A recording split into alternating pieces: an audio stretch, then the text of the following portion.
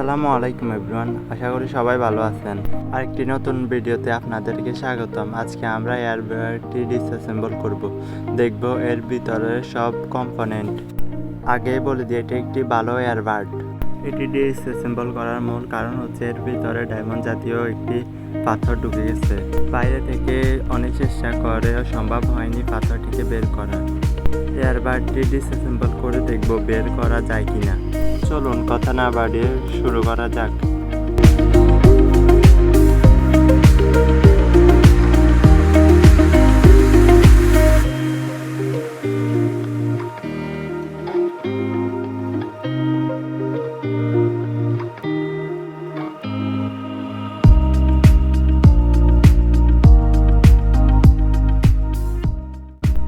এয়ারবাডের ঢাকনাটি আগে থেকেই ভাঙা ছিল, আটকে রেখেছিলাম হট গ্লু গান দিয়ে।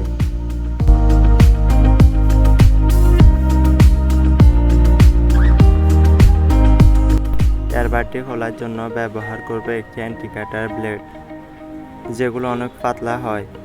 কখনোই টেস্টার জাতীয় ডিভাইস দিয়ে খুলতে যাবেন না, কারণ টেস্টারের আগা অনেকটা মোটা হয়।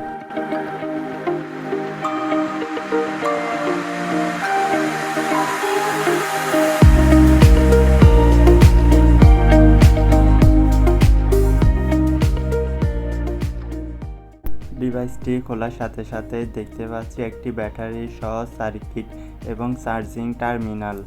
দেখার সৌন্দর্যের জন্য বাকি অংশ দেখব ম্যাক্রো লেন্স দিয়ে।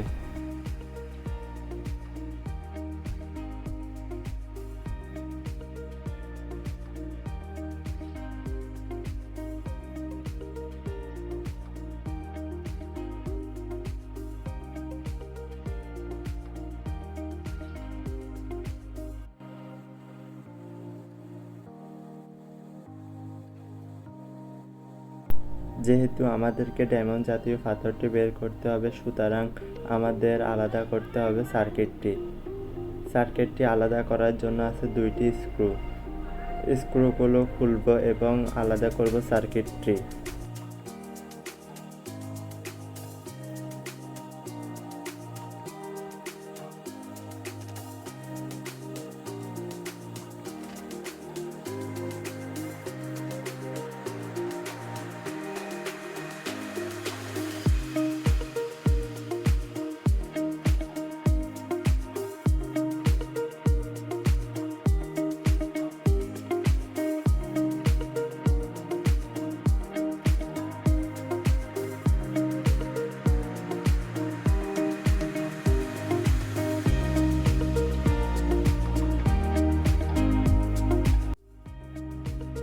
আমরা দেখতে পাচ্ছি সার্কিটটি আলাদা হয়েছে।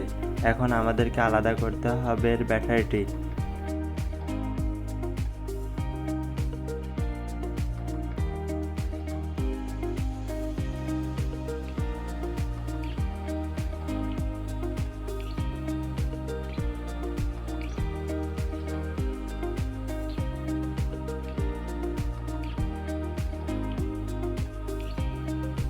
আলাদা করে নিলাম ব্যাটারিটিও।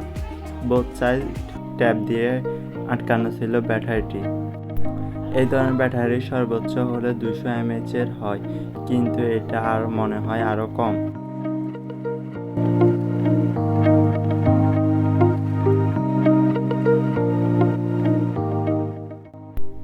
এখানে আছে কিছু ম্যাগনেট। এখানে অত বড় কোনো ছিদ্র নেই যেটা দিয়ে আমরা পাথরটি বের করতে পারবো। এই জন্য কাটতে হবে আমাদের শেষ প্রান্ত।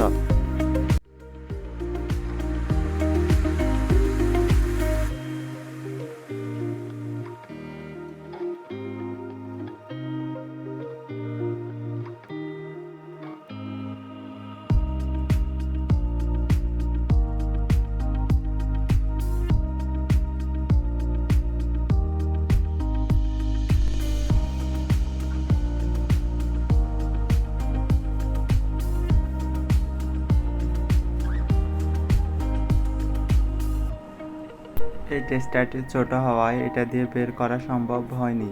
আমরা নেব এর থেকে বড় একটি টেস্টার। বের হয়ে গেল আমাদের ডায়মন্ড জাতীয় পাথরটি। যার জন্য এই এয়ারবাডটি খোলা হয়েছে।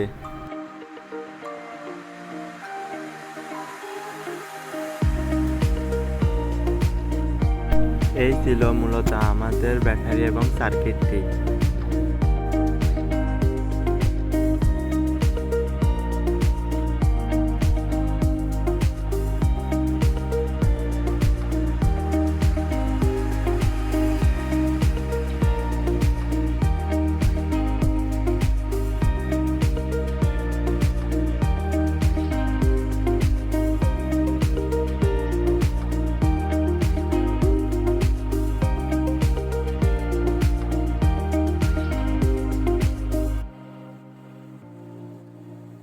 ভিডিওর এই অংশে আমরা পুরোপুরি লাগিয়ে ফেলবো এই এয়ারবাডটি।